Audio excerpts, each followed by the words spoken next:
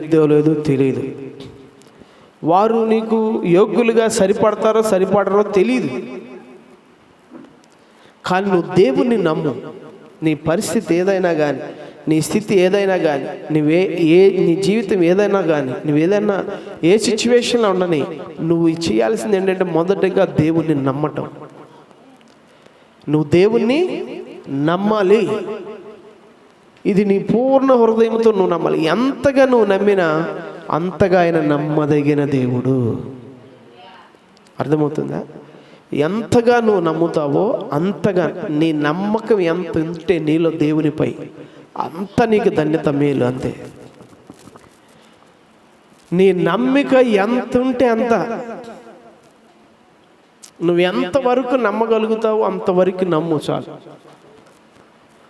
అది నీకు దానికి హద్దు లేదు. నువ్వు దేవుని విషయంలో నువ్వు ఎంతకైనా నమ్మొచ్చు. శతాధిపతి ఉన్నాడు. ఆ శతాధిపతి దగ్గర, శతాధిపతి అంటే 100 మంది సైనికుల పైన అధికారి. శతము అంటే 100, అధిపతి అంటే 100 మంది పైన అధికారి. ఈ శతాధిపతి అంటే 100 మంది పైన అధికారి. ఈయన కింద 100 మంది సైన్యం బెటాలియన్ ఉంటారు. ఏమండి, గమనించండి. అంతేకాదు కాస్త ఆస్తిపరుడు, ఎందుకంటే అధికారి కదా, డబ్బు, పనివారు అందరు ఉంటారు. అయితే ఈయనకి ఒక వ్యక్తి ఉన్నాడు, నమ్మకమైన ఒక పనివాడు ఈయన దగ్గర ఉన్నాడు.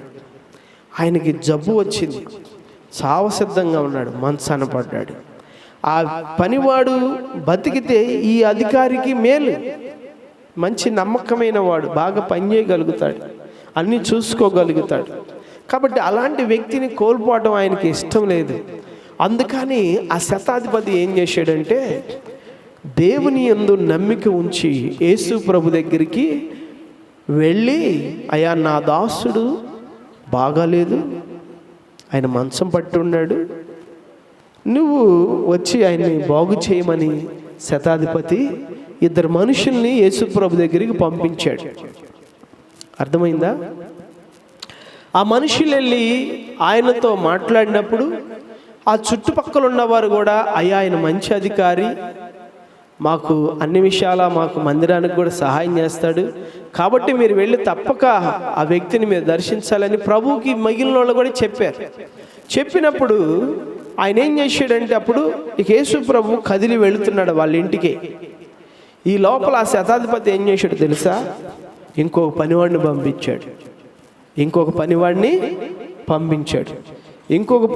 పంపించి ఏం చెప్పాడంటే, అయ్యా నువ్వు నా ఇంటికే రానవసరంలా, నువ్వు నా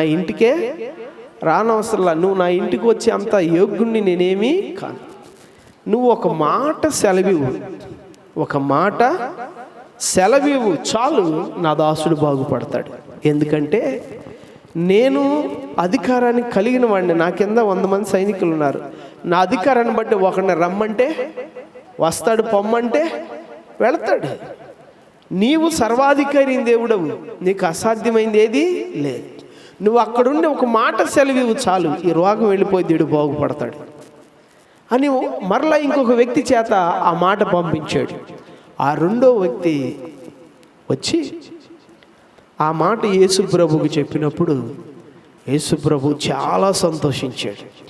హల్లెలూయా. యేసు ప్రభు ఏం చేశాడండి? చాలా సంతోషించి ఆశ్చర్యపడ్డాడు. ఎందుకంటే అరే, క్రైస్తవుల్లో కూడా ఇంత విశ్వాసం లేదే, ఆయనకి అంత విశ్వాసం ఉంది. నేను ఒక మాట చెప్తే జరిగిపోయింది, నేను రానవసరం లేదనేటువంటి విశ్వాసం ఆయనకుంది. కాబట్టి ఇంత గొప్ప విశ్వాసం ఉంది కాబట్టి ఆ కార్యం జరిగిద్దని ఆయన చెప్పేశాడు. హల్లెలూయా. ఆయన ఎప్పుడైతే అక్కడుండి ఆ మాట పలికాడో, ఇక్కడ ఈ దాసుడికి ఎందుకు నేను ఈ ఉపమానాన్ని మరలా మీ ముందుకు తీసుకొచ్చాను అంటే, ఆ శతాధిపతి నమ్మాడు. ఆయన నా దగ్గరికి రానవసరం లేదు, అక్కడుండి ఒక మాట చెప్తే చాలు నాకు జరిగిపోయిద్దని. ఆ నమ్మిక చొప్పున దేవుడు అక్కడే ఉండి పలకగానే ఇక్కడ కార్యం జరిగింది. ఆ దాసుడు స్వస్థపడ్డాడు, బాగయ్యాడు, మరలా వెళ్ళి తన యజమానికి సేవ చేయడానికి యోగ్యుడిగా నిలబడ్డాడు. మీరు కూడా ఇక్కడ గ్రహించాల్సింది ఏంటంటే, దేవుణ్ణి నువ్వు ఎంత నమ్ముతావో అంత నమ్మదగిన వాడు ఆయన. మనిషికి మొట్టమొదట కావాల్సింది ఏంటో తెలుసా? దేవుని పట్ల నమ్మకమే. అది ఎంతగా నీకుంటే అంతగా నీకు మేలు. ఎంతగా నీకు ఉండిద్దో అంతగా నీకు మేలు. నువ్వు అంతగా కార్యాలు చూస్తావు, నువ్వు అంతగా దీవించబడతావు. మొట్టమొదటిది, యేసు ప్రభు వారు ఎక్కడైనా కార్యం చేయలేకపోయాడు అంటే అది కొందరిలో ఉన్న అల్ప విశ్వాసం, అవిశ్వాసం వల్లే కార్యం చేయలేకపోయాడు. అర్థమైందా? నీలో అల్ప విశ్వాసం, అవిశ్వాసం, అపనమ్మకాలు అనేవి ఉన్నాయి అనుకో, దేవుని దగ్గర కార్యం చేయలేడు. నీలో ఎంత విశ్వాసం ఎక్కువ ఉంటుందో, ఎంత నమ్మకం ఎక్కువ ఉంటుందో అంతగా కార్యం జరిగిద్ది అంతే. హల్లెలూయా, హల్లెలూయా. గమనించండి ప్రియమైన దేవుని బిడ్డలారా, ఎందుకంటే దేవుడు సర్వాధికారి అయిన వాడు, సర్వశక్తిమంతుడు, సర్వభౌముడు అయిన సార్వభౌముడు. అంటే అన్నీ ఎరిగినవాడు, అన్ని చోట్ల ఉండగలిగిన వాడు, అన్ని చేయటకు శక్తిమంతుడు, అధికారం కలిగిన దేవుడు ఆయన. అర్థమవుతుందా? సమస్తం పైన ఆయన అధికారం ఉంది. ఎందుకంటే సమస్తాన్ని కలుగు చేసింది ఆయనే. ఈ సృష్టి అంతా కూడా ఆయన చేత కలుగు చేయబడింది, నిర్మించబడింది. ఈ సృష్టిలో ప్రతిదీ కూడా ఆయనకు లోబడిద్ది అంతే. సృష్టిలో ప్రతిదీ కూడా ఆయనకి లోబడాల్సిందే. ఆయన మాట సెలవిస్తే ఇది కాదు అంటాకి ఏది లేదు. అంత నమ్మదగిన దేవుడుగా, శక్తి కలిగిన దేవుడుగా ఆయన ఉన్నాడు. కాబట్టి నువ్వు ఆయన కార్యాలు చూడాలంటే నువ్వేం చేయాలి? నమ్మకంగా నువ్వు ఆయన్ని, హల్లెలూయా, నువ్వు ఎంత నమ్మకంగా ఆయన్ని సేవిస్తావో అంతగా నువ్వు కార్యాన్ని చూస్తావు. రెండోది ఏంటండి? దేవుణ్ణి వెదకటం. వెదకటం అంటే ఏంటి? ఇప్పుడు అక్కోళ్ళు వచ్చారు, దేవుని సన్నిధిలో కూర్చున్నారు, కన్నీటితో ప్రార్థన చేశారు. అయ్యా నాకు ఇది కావాలి, నాకు ఇది ఇవ్వు. ఇదే వెదకటం అంటే. అయ్యా నేను ఇలా ఉన్నాను, అయ్యా నా పరిస్థితి ఇది, అయ్యా నా కన్నీరు ఇది, అయ్యా నా అవమానం ఇది, అయ్యా నా ఒంటరితనం ఇది, లేకపోతే అయ్యా నా బలహీనత ఇది, లేకపోతే అయ్యా నా రోగం ఇది, అయ్యా లేకపోతే ఇదిగో నా దరిద్రత ఇదయ్యా, నా స్థితి ఇది, నేను ఈ స్థితిలో ఉన్నాను. ప్రభువా నువ్వు నమ్మదగిన వాడువని నేను నమ్ముతూ, నువ్వు నాకు కార్యం చేసి నన్ను ఆదరిస్తావని నేను విశ్వసిస్తూ, నా కన్నీటితో నీ దగ్గరకు వచ్చి నేను వెతుకుతున్నాను, నాకు సహాయం చేయ ప్రభు అని. పిల్లరా, మనము దేవుణ్ణి వెతికేవారుగా మనం ఉండాలి. దేవుణ్ణి వెతికేవారుగా మనము ఉండాలి. ఎవరైతే ఇలాగ దేవుణ్ణి వెతుకుతారో, అర్థమవుతుందా? ఇప్పుడు అక్క చెప్పింది ఓ మాట, మీరు విన్నారా లేదు? పాస్టర్ గారు, పాస్టమ్మ గారు కూడా లేరు. పాస్టర్ గారు, పాస్టమ్మ గారు కూడా లేరు. మేమే ప్రార్థన చేసుకున్నాం. కొన్ని సమయాల్లో దైవజనుడే ఉండాల్సిన అవసరం లేదు. నువ్వు వెతికే వ్యక్తివైతే ఆయన నీకు దొరుకుతాడు. హల్లెలూయా, అర్థమవుతుందా? నువ్వు వెతికే వ్యక్తివైతే ఆయన నీకు, ఆయన ఆలయంలోకి నువ్వు వచ్చావు, ఆయన దగ్గరికి నువ్వు వచ్చావు, ఆయన ఎందుకు నమ్మికతో నువ్వు వచ్చావు, నువ్వు ఆయన వెతుకుతున్నావు కాబట్టి తప్పక ఆయన నీకేమిస్తాడు? కృపనిస్తాడు. హల్లెలూయా. ఆయన ఏమిస్తాడండి? కృప నీకు ఇస్తాడు. సంపూర్ణంగా నువ్వు ఎప్పుడైతే వెతుకుతావో. మూడోది నేను చెప్పాను, నిజముగా మొరపెట్టాలి.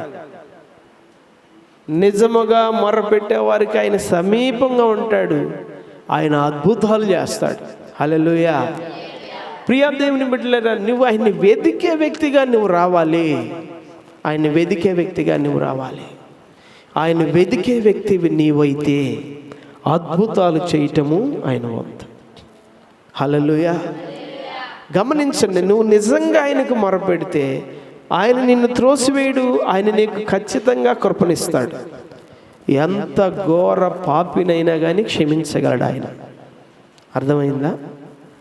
ఎంత ఘోర పాపినైనా క్షమించగలడు. ప్రతి ఒక్క వ్యక్తిని మార్చగలడు. ప్రతి ఒక్క పరిస్థితిని బాగు చేయగలడు. ప్రతి విషయములో ఏమండి, అద్భుతాన్ని చేయగలిగిన దేవుడు ఆయన. అద్భుతాన్ని చేస్తాడు ఆయన, అంతే నమ్మదగిన వాడు. గొప్ప కార్యాలు చేస్తాడు. ఇప్పుడు మనం గ్రహించాల్సింది ఈ 3 విషయాలే. అర్థమైందా? వెదికేవారుగా మనం ఉండాలి, నిజముగా ఆయనకు మొరపెట్టేవారుగా మనము ఉండాలి. నువ్వు ఎప్పుడైతే ఎంతగా ఆయన యందు విశ్వాసం ఉంచి నమ్మికతో ఆయన దగ్గరికి వచ్చి నిజముగా ఆయనకు మొరపెడుతూ నువ్వు వెదికే వ్యక్తివి నీవైతే, నా ప్రియమైన దేవుని బిడ్డలారా, నువ్వు ఎంత అద్భుతాలు చూస్తావో, ఎంత ఆశ్చర్యకార్యాలు చూస్తావో. మేము రాత్రి మన మీటింగ్లో శ్రీనివాసరెడ్డి గారు ఒక ఆయన వాక్యం చెప్పాడు, గుర్తుందా మీకు? పాస్టర్ గారు మొదట చెప్పింది, తర్వాత పాస్టర్ గారు చెప్పాడు. ఇక్కడే తక్కిలపాడులో వాళ్ళ చర్చి. గమనించండి, రాత్రి ఆ పాస్టర్ గారు వాళ్ళ అమ్మ నిన్న పగలు 11 గంటలకు చనిపోయింది. రాత్రి 7 గంటలకు మేము ఆమె దగ్గరికి వెళ్ళి ప్రార్థన చేయడానికి వెళ్ళాం. గమనించండి ప్రియా దేవుని బిడ్డలారా, ఆ పాస్టర్ గారు ఆ చనిపోయిన ఆమె గురించి చెప్తున్నాడు. ఆమె పేరు సరస్వతమ్మ, వారి కులము రెడ్లు. అర్థమైందండి? ఆమెకి యవ్వన కాలంలో ఉన్నప్పుడు దాదాపు 80sలో, అంటే నేను పుట్టక మునుపు 45-44 సంవత్సరాలు అప్పుడు. గమనించండి పిల్లరా, వాళ్ళ కొడుకు చనిపోయాడంట. ఆమెకి కొడుకు చనిపోవడంతో మనసుకు నెమ్మది లేక, కలవరంతో, బాధతో, ఎంతో వేదనతో ఆమె ఇదైపోయిందంట. అలాంటి సమయంలో ఎవరో ఆమెకి చెప్పారంట, అమ్మా యేసు ప్రభు దగ్గరికి వెళ్ళు, ప్రార్థన చేసుకో, దేవుడు నీకు కార్యం చేస్తాడు అని చెప్పేసి మాట్లాడినప్పుడు ఆమె ఆవేదనలో, ఆ డిప్రెషన్లో, ఆ బాధలో, నెమ్మది లేని స్థితిలో ఉన్నప్పుడు కాకాని తోటకి వెళ్ళింది. కాకాని తోటకి వెళ్ళింది. ప్రియమైన దేవుని బిడ్డలారా, అక్కడికి వెళ్ళి దేవునికి ప్రార్థన చేయటము చేసుకుంది. గమనించండి, తర్వాత ఇంకా అక్కడ మరి తోటకాడ మరి అన్ని అనుకూలంగా భక్తికి ఇదేం ఉండవు కాబట్టి తర్వాత ఇంకొక సేవకురాలు అటు ఉంటే ఆ సేవకురాల దగ్గరికి వెళ్ళి పిల్లారా మరి ఆమెతో పాటు దేవుని నమ్ముకోవటం జరిగింది. హల్లెలూయా. ఆ రోజు నుంచి మీరు గమనించండి, దేవుని యందు విశ్వాసం ఉంచింది, మారు మనసు పొందింది, బాప్తిస్వం తీసుకుంది, దేవుని సాక్షిగా ఉంది. దేవుడు ఆమె జీవితంలో గొప్ప కార్యాలు చేయటం ప్రారంభించాడు. హల్లెలూయా. ఏ సేవకుడన్నా కనబడని గమనించండి, వారింటికి వెళ్ళాల్సిందే, వారికి ఏమి ఆతిథ్యం ఇవ్వాల్సిందే. ఆ పాస్టర్ గారి దగ్గరికి వెళ్ళిద్దన్నాను కదా, ఆ సంఘంలో. ప్రియా దేవుని బిడ్డలారా, ఆ సంఘంలోకి వెళ్ళినాక ఆ సంఘంలో ఏ పాస్టర్ గారు వచ్చినా, ఏ ప్రార్థన జరిగినా కానీ ఆ పాస్టర్ గారు కూడా ఈ ఇంటికే పంపించిందంట. సరస్వతమ్మ గారి దగ్గరికి తీసుకెళ్ళండి, అయ్యా చూసుకుంటుందని. ఏ సేవకులు వచ్చినా వాళ్ళ ఇంట్లో చేయి కడగాలి, ఆతిథ్యం తీసుకోవాలి.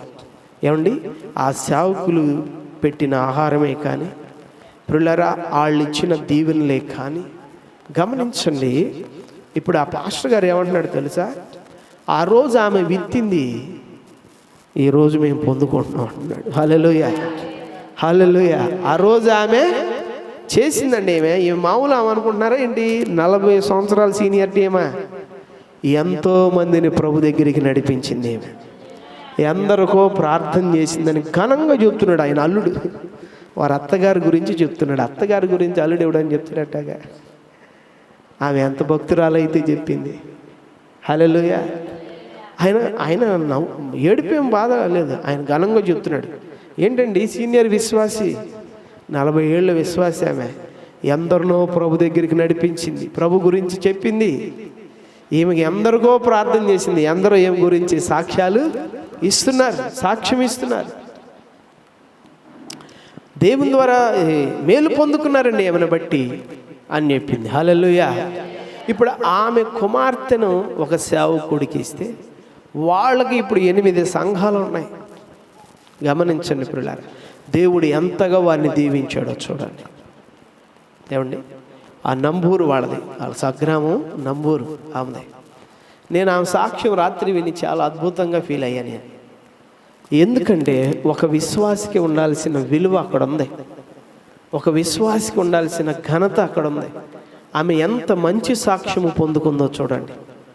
ప్రియమైన దేవుని బిడ్డలారా, నీవు నమ్ము, నీవు ఆయన వెతుకు, ఆయన నీ జీవితాన్ని ఎలా మారుస్తాడో ఇది ఒక ఉదాహరణ.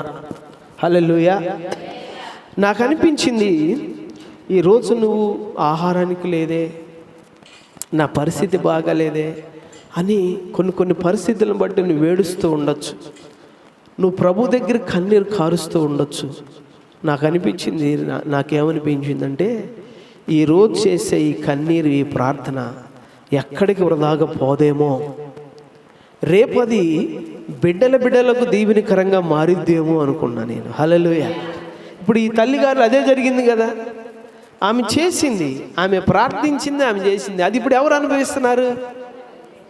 బిడ్డలు ఆయన అల్లుడైన కూడా ఆయన చెబుతున్నాడు, ఆమె ఇచ్చింది మేము పొందుకుంటున్నాం ఈరోజు అంటున్నాడు. ఈరోజు నీ కన్నీరు కూడా అంతే, నీ ప్రార్థన కూడా అంతే, నీ మొరలకు కూడా అలాంటి కృపే నీ కొరకు సిద్ధముగా ఉంటుంది. ఎందుకంటే దేవుడు అంత నమ్మదగిన వాడండి. ఆయన దగ్గరికి వచ్చేవారిని ఎప్పుడు సిగ్గుపరిచేవాడు కాడు. ఈ రోజున క్రైస్తవులమైన పిల్లలంగా మనం తెలుసుకోవలసిన ఒక మంచి విషయం ఏంటో చెప్పనా? ఏమండి, మీరు దేవుడు నమ్మదగిన వాడని, ఆయన వెతికితే దొరుకుతాడని, ఆయనకి నిజంగా మనం మొరపెట్టాలని, ఈ 3 విషయాల్లో మీరు నమ్మకంగా లేరు. మీరు నమ్మకంగా లేరు. అందుకనే దైవికమైన దీవెనలు మీరు చూడలేకపోతున్నారు. మీ కుటుంబాల్లో ఇంకను కొరతలకు, కన్నీటికి, సమస్యలకు కారణం అదే. అర్థమైందా? నీ జీవితంలో ఇంకా లోపాలు ఉండడానికి కారణం ఇదే. మీకు బుధవారం ఉపవాస ప్రార్థన పెడుతున్నామా? శనివారం ఉపవాస ప్రార్థన పెడుతున్నాం. ఎందుకు పెడుతున్నాము? అమ్మా చెప్పండి. బుధవారము శనివారము ఉపవాస ప్రార్థనలు దేనికి పెడుతున్నాం? చెప్పాలి. మాధవక్క చెప్పండి. పిల్లల యాంకే కాదు. అరే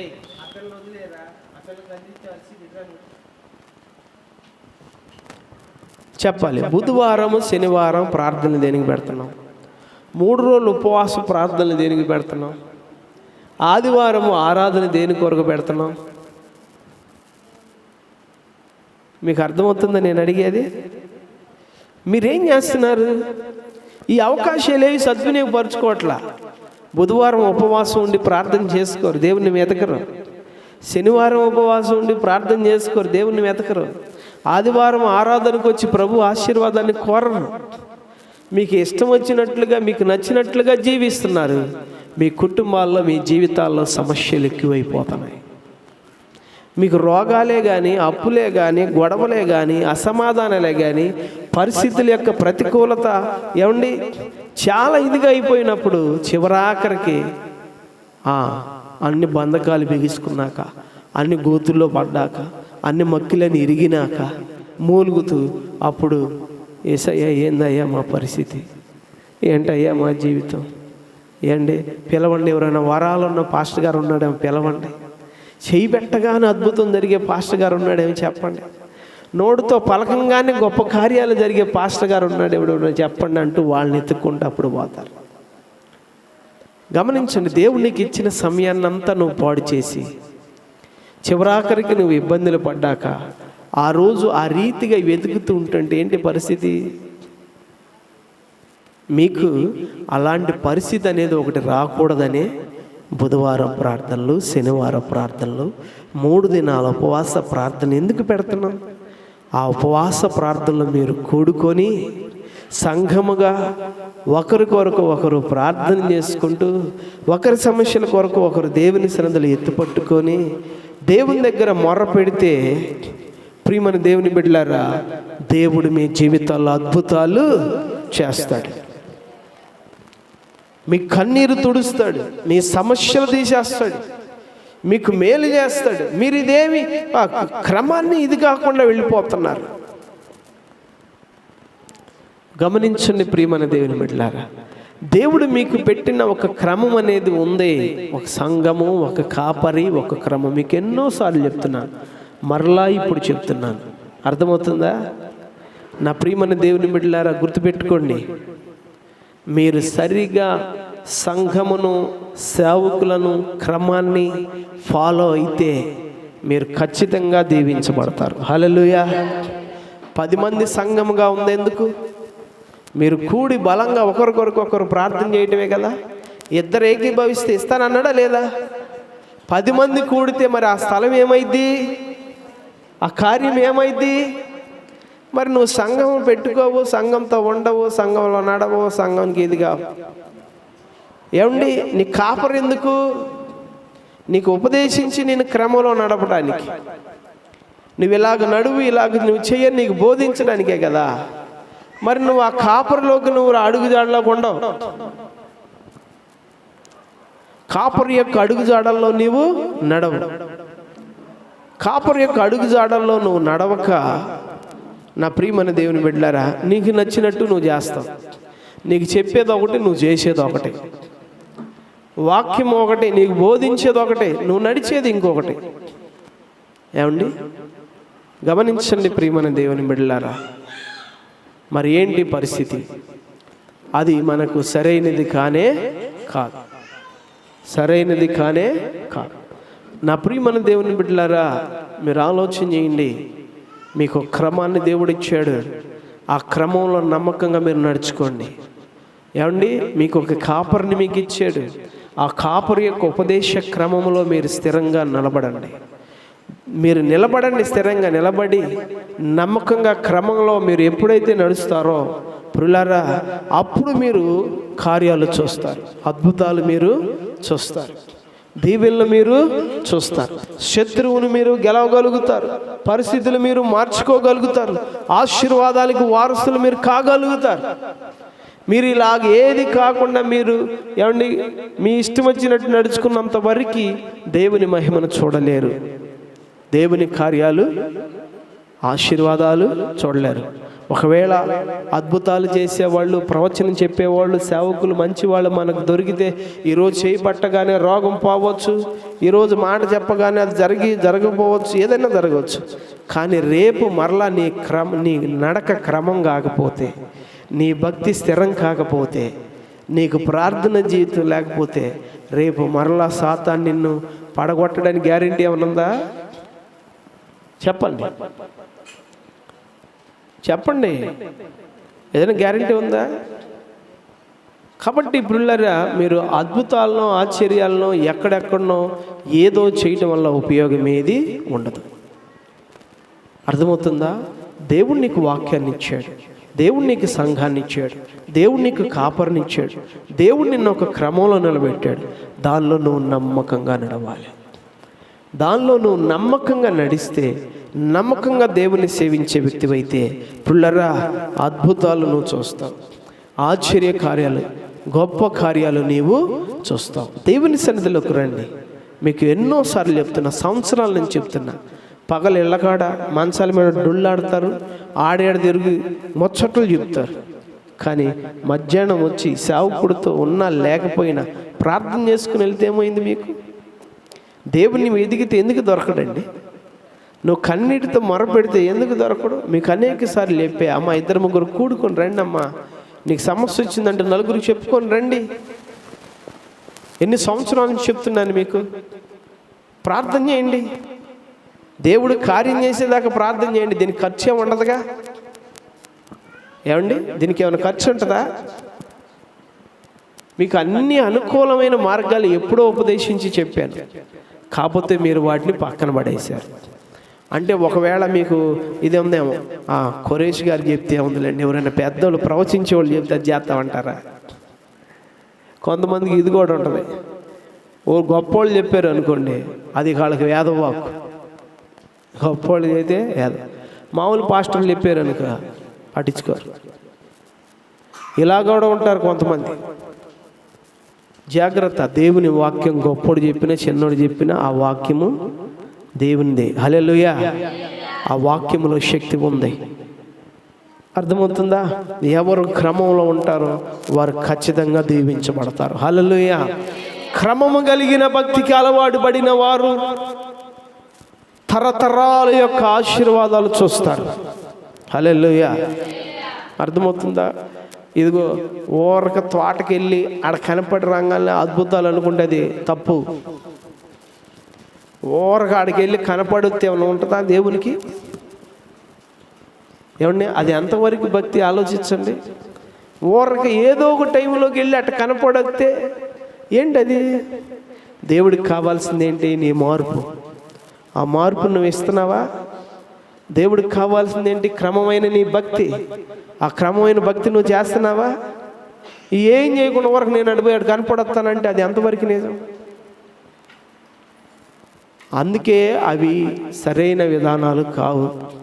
ఆ ఏదో తెలిసి తెలియని అన్ని జనులు ఏదో అట్లా పోయి దేవుడిని అట్లా వెతుకుతూ ఉంటారు. కానీ దేవుడు నీకేమిచ్చాడు? ఒక సంఘాన్ని ఇచ్చాడు, ఒక క్రమాన్ని ఇచ్చాడు, ఒక కాపరిని ఇచ్చాడు. దానిలో నీవు ఉపదేశంలో ఒక క్రమబద్ధంగా నువ్వు మార్చబడాలి, నువ్వు నడవాలి, నువ్వు తయారవ్వాలి. అప్పుడు నువ్వు ఖచ్చితంగా దీవించబడతావు. హల్లెలూయా.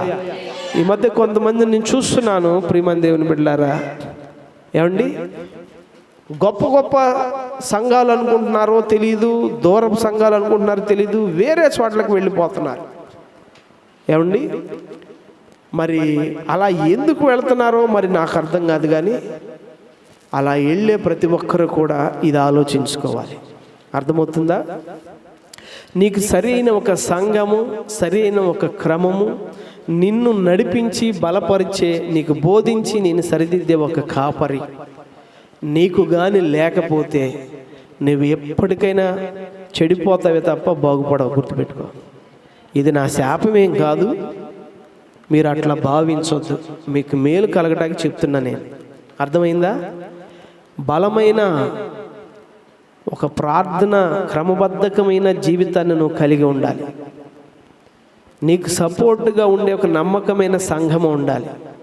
నిన్ను ఉపదేశించి సరిచేసి నీకు బోధించగలిగిన, నీ కొరకు దివారాత్రులు ప్రార్థించగలిగిన ఒక కాపరి నీకు ఉండాలి. ఇవేమి లేకుండా ఏడకో అన్నట్టుగా నువ్వు ఏడకాడకి వెళుతూ ఉంటే, అట్టపోయి ఇట్టొత్తా ఉంటుంటే అది ఏమాత్రం మంచిది కానే కాదు. అర్థమవుతుందా? దయచేసి విశ్వాసులుగా మరలా నేను చెప్తున్నాను, అమ్మా, మీరు అర్థం చేసుకొని క్రమపరచబడితే ఖచ్చితంగా దాని ఫలాన్ని మీరు అనుభవిస్తారు. అలా కాకుండా కానీ మీరు ఎంతకాలం గాలి మేళ కట్టుకుంటూ తిరిగితే ఉపయోగం ఏమీ కూడా ఉండదు. గుర్తుపెట్టుకోండి. ఈ వారం ఆడికి వెళ్దాం, ఆ వారం వాడికి వెళ్దాం, ఈడక ఆడికి వెళ్దాం, ఇదొద్దు అసలుకి. అర్థమవుతుందా? ఆ పాస్టర్ గారు ఎట్లా, ఈ పాస్టర్ గారు ఎట్లా, ఇక్కడికి వెళితే ఇది, ఇవన్నీ పక్కన పడేసే ముందు. ఇవన్నీ మంచివి కానే కాదు.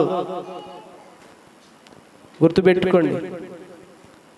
నీకు మంచిది, స్థిరమైనది, మేలు కలిగేది ఏదంటే అది నువ్వు ఈ 3 విషయాల్లో జాగ్రత్తగా దేవుణ్ణి అనుసరించు. ఆయన నమ్మదగిన వాడని, ఆయన వెదికితే దొరుకుతాడని, ఆయనకు నిజంగా మొరపెట్టే వారికి సమీపంగా ఉండి కృప చూపుతాడని నువ్వు గుర్తుపెట్టుకోవాలి. రెండోదిగా ప్రియమైన దేవుని బిడ్డలారా, నీవు ఒక క్రమంలో ఉండాలి, ఒక సంఘములో నీవు ఉండాలి, ఒక కాపరితో నీవు ఉండాలి. క్రమము లేకుండా, సంఘము లేకుండా, కాపరు లేకుండా నువ్వు చేసేది ఏది కూడా అది సాతాన్ని సంపూర్ణంగా గెలవలేదు. అర్థమైందా? ఆత్మీయమైన జీవితాలు మేలును పొందుకోలేదు. మీరు స్థిరపడి మీ బిడ్డలకు కూడా స్థిరమైన ఆశీర్వాదాలు ఇవ్వాలి అంటే ఇదిగో ఇదే పద్ధతి, ఇదే మాదిరి. గుర్తుపెట్టుకోండి. మీరు ఎంతమంది దీన్ని గ్రహించుకుంటారో నాకు తెలియదు. ఎంతవరకు బుడంపాడు మన పల్లెలో ఏమండి చాలామందికి ఈ విషయాలు తెలియదు. ఈ విషయాలు ఎరగకుండానే ఉంటున్నారు. అర్థమవుతుందా? క్రమానికి నువ్వు అలవాటు పడకపోతే, సంఘముతో నువ్వు కూడుకోకపోతే, కాపరి యొక్క ఉపదేశ క్రమంలో నువ్వు నడవకపోతే అది ఎప్పటికీ భక్తి కాదు. ఆ భక్తి సంపూర్ణతను చెందలేదు. ఆ భక్తి శాతాన్ని గెలవలేదు. ఏమండి? ఆశీర్వాదాన్ని పొందుకోలేదు. ఈ 3 చాలా ప్రాముఖ్యం. సంఘము, క్రమము, సేవకుని యొక్క ఉపదేశ క్రమం, కాపరి యొక్క అడుగుజాడ. ఈ 3 ఒక విశ్వాసికి అత్యంత ప్రాముఖ్యమైనవి. ఇవి సంపూర్ణంగా ఒక వ్యక్తిని ఆశీర్వదించగలవు. హల్లెలూయా. ఒక వ్యక్తిని బలపరచగలుగుతాయి. కాబట్టి ప్రియులారా, మీరు సంఘములో కూడుకొనండి, క్రమంతో నడవండి, కాపరి యొక్క ఉపదేశ క్రమములో నడవండి. అర్థమవుతుందా? ఈ 3 చేయాలి. 2 పాయింట్లు. మొదటి 3 దేవుణ్ణి నమ్మటము, 2వది వెదకటము, 3వది నిజముగా మొరపెట్టితే ఆయన సమీపంగా ఉంటూ కృప చూపుతాడనే విషయాలు. ఈ 3 మనము దేవుని విషయంలో గుర్తుపెట్టుకోవాలి. 2వది ఏంటి? సంఘము నువ్వు కలిగి ఉండాలి. అర్థమవుతుందా? సంఘము నీవు కలిగి ఉండాలి. సంఘం యొక్క ఐక్యత, సంఘం యొక్క సహకారం, సంఘం యొక్క ప్రార్థన, సంఘం యొక్క బలము నీకు కావాలి. అప్పుడే నీకు కార్యాలు జరుగుతాయి. 2వది ఉపదేశ క్రమం, సేవకుడిచ్చేటువంటి ఉపదేశ క్రమం. ఒక కాపరి యొక్క బోధలో నీవు నడిపించబడాలి. అర్థమైందా? కాపరి యొక్క అడుగుజాడల్లో నువ్వు నడవాలి. 3వది ప్రియులారా, క్రమమునకు నువ్వు అలవాటు పడిన వ్యక్తిగా నీవు ఉండాలి. అర్థమవుతుందా? క్రమానికి నువ్వు అలవాటు పడిన వ్యక్తిగా ఉండాలి. క్రమము, ప్రార్థనకైనా క్రమము, వాక్యం చదువుకోవడానికి క్రమము, సంఘ క్రమము. ఈ క్రమము కలిగిన జీవితం ఆశీర్వాదకరంగా ఉండిద్ది. హల్లెలూయా! క్రమము కలిగిన జీవితము ఆశీర్వాదకరంగా మార్చబడింది. క్రమము లేకపోతే ఆశీర్వాదాలు లేవు. అర్థమవుతుందా? క్రమము కలిగిన వారు దీవించబడతారు. బుధవారమే కానీ, శనివారమే కానీ, ప్రియులారా 3 దినాల ఉపవాస ప్రార్థనలే కానీ, ఆదివారమే కానీ, ఇది ఒక మనకి మంచి క్రమం. అర్థమవుతుందా? ఆ క్రమంలో నీవు ఉండాలి. నువ్వు ఇంటి దగ్గర కూడా ప్రార్థన చేయడానికి, వాక్యం చదువుకోవడానికి ఒక క్రమం, ఒక సమయము, క్రమం. ఆ క్రమంలో నువ్వు నడవాలి. అర్థమవుతుందండి? ప్రియమైన దేవుని బిడ్డలారా, ప్రభు అరే కర్ర తీసుకొని వాడతాను. భయం ఉందా నీకు అసలుకి? ఆ పిల్ల అంటే చిన్నపిల్ల తెలియ చేస్తుంది, నువ్వెందుకు చేస్తున్నా? భయంగా కూర్చో.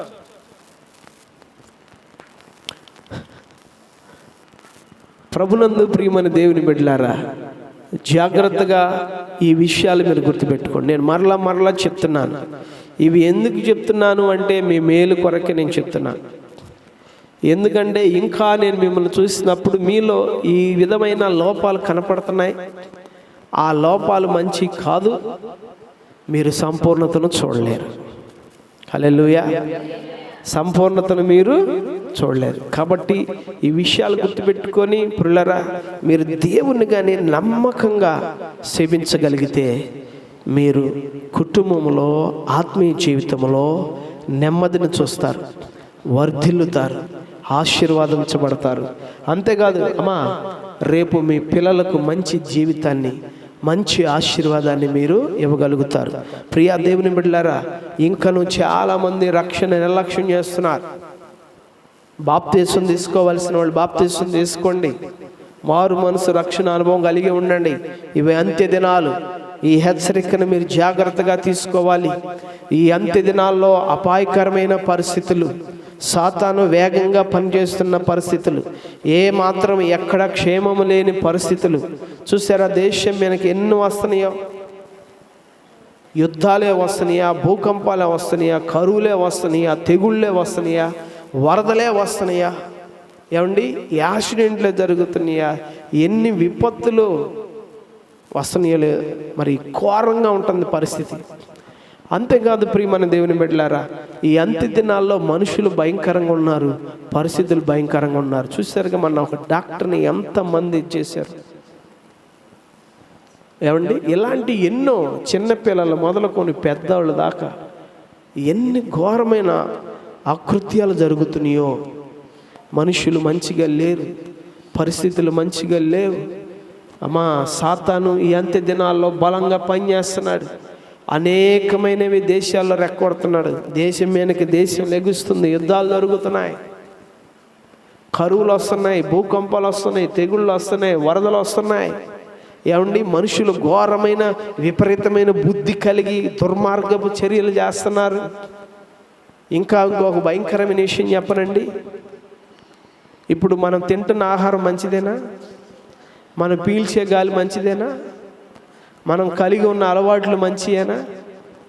మన చుట్టూతో ఉన్న వాతావరణం పరిస్థితులు మంచిగా ఉన్నాయా? మనుషులు మంచిగా ఉంటున్నారా? మన చుట్టుపక్కల ఎన్నో లక్షల దోమలు ఉంటున్నాయి. ఒక్క దోమలు ఏ విషయం ఉంటుందో తెలియదు. అవునా కదా? మనం ఇంకా బ్రతుకుతున్నామంటే అది దేవుని కృపే. తినే ఆహారం మంచి లేదు, పీల్చే గాలి మంచి లేదు, చుట్టుపక్కల ఉన్న మనుషులు మంచిగా లేరు, భూమి మీద ఉన్న పరిస్థితులు మంచిగా లేవు, మన అలవాట్లు మంచిగా లేవు. మనకి ఇంక గ్యారెంటీ ఎక్కడుందండి? ఏమండి, ఒకసారి గవర్నమెంట్ హాస్పిటల్కి వెళ్ళి 1 గంట నుంచి చూడండి, ఎంతోడు మొదలుకొని అంతోడు దాకా పడే బాధలు. మేము నిన్న వెళ్ళాం. ఒక ఆయనకి పాస్టర్ గారు చూసి చెప్తుంది, రక్తం అట్ట ఎక్కిస్తున్నారంట, కింద రక్తం మరలా గడ్డలుగా పడిపోతుందంట మోషన్ ద్వారా. అంటే భయంకరమైన రోగంతో ఆయన ఉన్నాడు.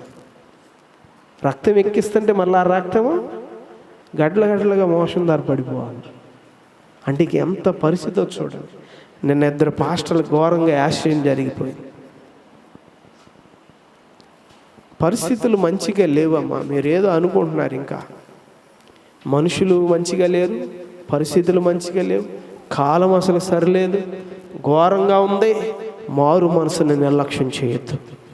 దేవుని రక్షణ కలిగి ఉండండి.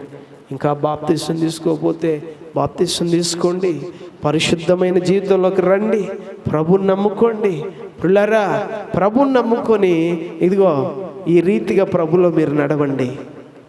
దేవుడు ఏ పరిస్థితులు ఎన్నొచ్చినా ఆయన మీకు తోడై ఉంటాడు. హల్లెలూయా. ఆయన మీకు తోడై ఉండి మిమ్మల్ని ఆశీర్వదిస్తూ, మిమ్మల్ని అభివృద్ధి పరుస్తూ, మిమ్మల్ని గొప్ప చేస్తూ, మిమ్మల్ని దీవిస్తూ ఉంటాడు. హల్లెలూయా, హల్లెలూయా. పిల్లరా, ఈ 3 విషయాలు జాగ్రత్తగా మీరు గుర్తుపెట్టుకొని ఈ అంత్య దినాల్లో మీరు నమ్మకంగా దేవుని సేవించాలి. మారు మనసు లేని వారు మారు మనసు పొంది రక్షణ కలిగి ఉండండి. దేవుని యందు నమ్మిక ఉంచండి. దేవుణ్ణి వెతకండి.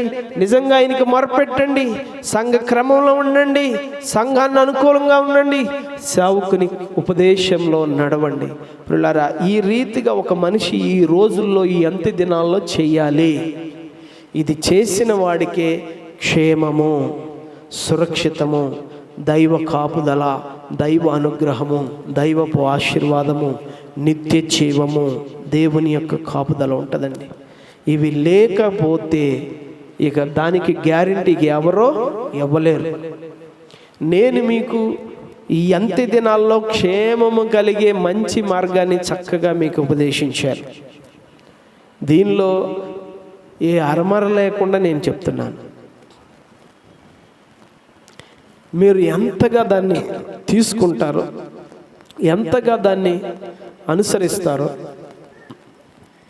అంతగా దేవుని యొక్క దీవెనలు మీరు పొందుకోగలుగుతారు. హల్లెలూయా, హల్లెలూయా. కాబట్టి పిల్లరా, ఈ వాక్యము, ఈ దేవుని మాటలు మీరు ఆలోచన చేసుకొని ప్రభుతో మీరు నడిస్తే ఖచ్చితంగా దేవుడు మిమ్మలను దీవిస్తాడు. దేవుడు ఈ మాటలు దీవించును గాక. ఆమేన్. తలలు వంచండి, ప్రార్థన చేసుకుందాం.